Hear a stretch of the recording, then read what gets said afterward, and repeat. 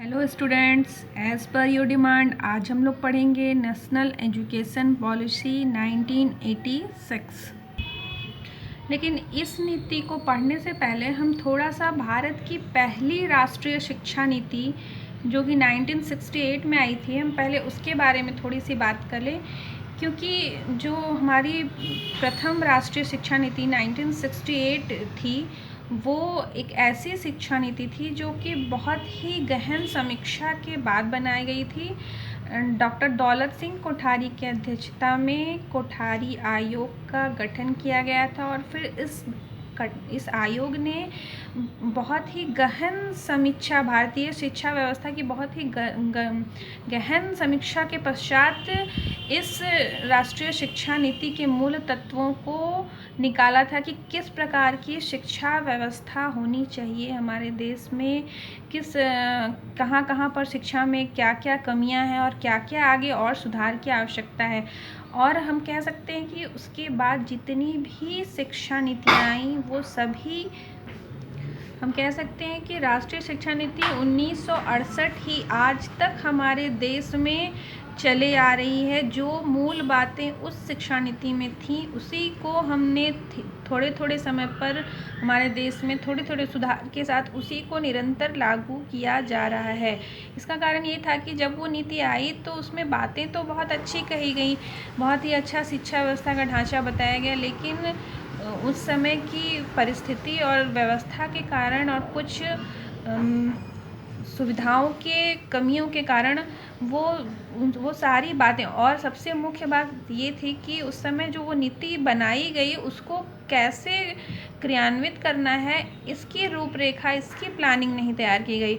इस कारण से उस नीति की सभी बातें बहुत अच्छी होते हुए भी उस राष्ट्रीय शिक्षा नीति को पूर्ण रूप से लागू नहीं किया जा सका और उसमें कुछ कमियां रह गईं, जिसको कि हमारी राष्ट्रीय शिक्षा नीति 1986 के द्वारा दूर करने का प्रयास किया गया। आइए हम देखते हैं कि क्या है इस राष्ट्रीय शिक्षा नीति 1986 में।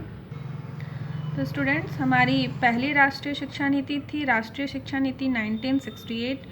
उसके बाद एक और राष्ट्रीय शिक्षा नीति आई 1979 में, जबकि कांग्रेस की सरकार हट करके जनता दल की सरकार हमारे देश में आई तो उसने कहा कि वो पुरानी शिक्षा नीति को नहीं मानेंगे और उन्होंने एक नई शिक्षा नीति 1979 की रूपरेखा तैयार की और इसको लागू करने की तैयारी हो ही रही थी कि तब तक फिर से कांग्रेस की सरकार हमारे देश में आई और यह राष्ट्रीय शिक्षा नीति 1979 लागू नहीं हो पाई।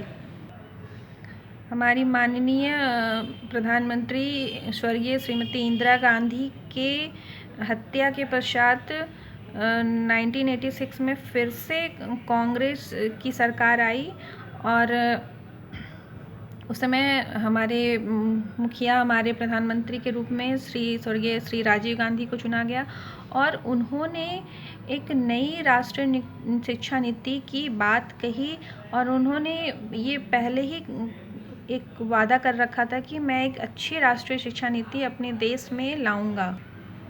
तो ये स्टूडेंट्स, अब हम राष्ट्रीय शिक्षा नीति 1986 की कुछ मुख्य पहलुओं को जान लेते हैं। इस शिक्षा नीति को लागू करने से पहले इसकी शुरुआत कैसे हुई? सन 1983 में इस नीति को लागू करने से पहले शिक्षा की चुनौती नामक एक दस्तावेज प्रकाशित कराया गया, जिसमें कि 1951 से लेकर 1983 तक की भारतीय शिक्षा व्यवस्था की कमियों और गुणों, उसकी उपलब्धियों और उसकी कमियों का वर्णन किया गया कि कहाँ कहाँ पर हमने कुछ उपलब्धियां हासिल की और कहाँ पर हमसे चूक हो गई या भारतीय शिक्षा व्यवस्था में कहाँ पर अभी कुछ कमियां रह गई हैं। इन सभी बातों का वर्णन करते हुए 1983 में शिक्षा की चुनौती नामक एक दस्तावेज प्रकाशित किया गया। इस दस्तावेज पर विश्वव्यापी बहस एवं सुझावों के आधार पर एक नई राष्ट्रीय शिक्षा नीति तैयार की गई। इस दस्तावेज पर हमारे समाज के विभिन्न बौद्धिक, सामाजिक, राजनीतिक, व्यावसायिक और प्रशासकीय वर्ग के लोगों ने अपने अपने विचार दिए कि आगे की शिक्षा नीति कैसी होनी चाहिए, आगे के लिए क्या कार्यवाही करनी चाहिए, और इन सभी सुझावों के आधार पर एक नई राष्ट्रीय शिक्षा नीति तैयार की गई। इसे 8 अगस्त 1986 को संसद में प्रस्तुत किया गया। इसे लागू करने के लिए अलग से एक क्रियान्वयन कार्यक्रम बनाया गया। देखिए स्टूडेंट्स, जो इसके पहले की राष्ट्रीय शिक्षा नीति 1968 थी, जो कि हमारे देश की पहली राष्ट्रीय शिक्षा नीति है, उसमें उसकी मुख्य सबसे प्रमुख कमी क्या थी कि उस शिक्षा नीति को लागू करने के लिए एक सही नीति का निर्माण नहीं किया गया था। इसीलिए जब ये नई राष्ट्रीय शिक्षा नीति लागू की गई तो इसको लागू करने के साथ साथ POA प्रोग्राम ऑफ एक्शन को भी लागू किया गया। ये एक बहुत ही इम्पॉर्टेंट पॉइंट है, इससे क्वेश्चन CTET और TET में भी आते हैं। तो ये एक ऐसी पहली राष्ट्रीय शिक्षा नीति थी जिसमें कि शिक्षा संबंधी नीतियों के साथ साथ ये भी बताया गया कि कैसे हम इसको लागू करेंगे, कैसे उन नीतियों को देश में लागू करना है, और इसके लिए अलग से एक क्रियान्वयन कार्यक्रम या जिसको कि हम कह सकते हैं POA प्रोग्राम ऑफ एक्शन को भी लागू किया गया। इस पूरी शिक्षा नीति को मुख्य रूप से 12 भागों में बांटा गया, और इस प्रोग्राम ऑफ एक्शन नामक जो क्रियान्वयन कार्यक्रम बनाया गया, इसे 24 भागों में बांटा गया। इस शिक्षा नीति की मुख्य विशेषताएं या मुख्य बातें थी। राष्ट्रीय शिक्षा नीति 1968 में भी 10+2+3 के शैक्षिक ढांचे की बात की गई थी, लेकिन उसको पूरी तरह से लागू नहीं किया जा सका था। तो इस शिक्षा नीति में फिर से उसको पूरी तरह से लागू करने की बात की गई। +2 में शिक्षा का व्यवसायीकरण किया जाए, मतलब कि माध्यमिक स्तर की शिक्षा से लेकर के उच्च माध्यमिक स्तर तक की शिक्षा का व्यवसायीकरण किया जाए। शिक्षा ऐसी हो जो रोजगार एवं जनशक्ति योजना से पूर्ण हो, मतलब कि शिक्षा हम ऐसी दें अपने छात्रों को, अपने स्टूडेंट्स को, कि उसको प्राप्त करने के बाद स्टूडेंट्स कोई रोजगार कर पा सकें, कोई रोजगार करने के योग्य बन सके, वो खुद में एक जनशक्ति बन सके। अगला पॉइंट है, और मतलब कहने का यहाँ है स्टूडेंट्स कि रोजगार एवं जनशक्ति योजना से डिग्री की संबद्धता, मतलब कि जो भी डिग्री पढ़ने की शिक्षा प्राप्त करने के बाद जो भी डिग्री हम स्टूडेंट्स को दें, उसका संबंध रोजगार एवं जनशक्ति से हो, मतलब कि वो स्टूडेंट खुद कोई रोजगार करने योग्य एक जनशक्ति के रूप में उभर कर सामने आ सके। इस शिक्षा नीति में बाल केंद्रित शिक्षा की बात की गई। सतत एवं व्यापक मूल्यांकन या आकलन पद्धति लागू करने की बात कही गई। साथ ही साथ इस शिक्षा नीति ने समावेशी शिक्षा को लागू करने पर जोर दिया। इस शिक्षा की एक सबसे मुख्य बात ये रही कि इस शिक्षा में ऑपरेशन ब्लैक बोर्ड को लागू किया गया। ऑपरेशन ब्लैक बोर्ड प्राथमिक विद्यालयों में आधारभूत सुविधाएं उपलब्ध कराने से संबंधित था, मतलब कि एक विद्यालय में कितने शिक्षक हों, कितने कमरे हों, जो भी एक विद्यालय के लिए जो आवश्यकताएं हैं, उन सभी सुविधाओं को उपलब्ध कराने के लिए ऑपरेशन ब्लैक बोर्ड चलाया गया।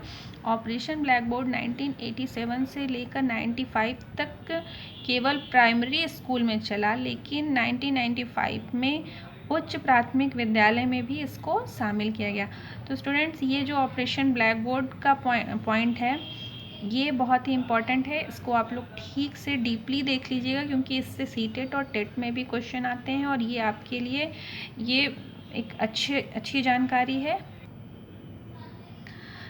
इसके अलावा स्टूडेंट्स, इस राष्ट्रीय शिक्षा नीति में गति निर्धारक विद्यालय, मतलब इस प्रकार के विद्यालय जिससे कि शिक्षा को गति प्रदान की जा सके, जैसे नवोदय विद्यालय इत्यादि को खोले जाने की बात की गई, और बहुत से गति निर्धारक विद्यालय ये विद्यालय कक्षा 6 से 12 तक के बच्चों के लिए होते थे और CBSE बोर्ड से संबंधित होते थे। इसमें प्रवेश परीक्षा के द्वारा छात्रों को एडमिशन दिया जाता था। इन विद्यालयों में निर्धन बच्चों के लिए 25% स्थान का रिजर्वेशन था और 15 जिसमें से कि 15% अनुसूचित जाति और जनजाति के लिए और 7.55% स्थान अनुसूचित जनजाति के लिए सुरक्षित किया गया। हाँ, इस वीडियो में बस इतना है स्टूडेंट्स। जो भी बातें इस वीडियो में छूट गई हैं वो हम नेक्स्ट वीडियो में करेंगे, तो आप लोग इसको देख लीजिए और इस वीडियो और बुक को मिला करके आप लोग राष्ट्रीय शिक्षा नीति 1986 से संबंधित कुछ नोट्स बना लीजिए।